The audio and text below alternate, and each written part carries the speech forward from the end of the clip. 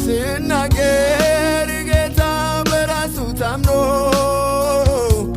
እንጂ መች አወረ እኔን አምኖ።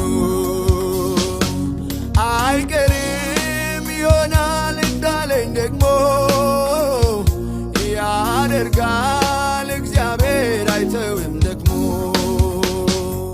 ታማኝ ነው በቃሉ እግዚአብሔር ውብ ያደርጋል በጊዜው ሁሉንም ነገር። አልጠረጥርም ቆየብኝ ዘገየ ብዬ እጠብቃለሁ እስኪያደርገው ደጅ ቁጭ ብዬ። አልጠረጥርም ቆየብኝ ዘገየ ብዬ እጠብቃለሁ እስኪያደርገው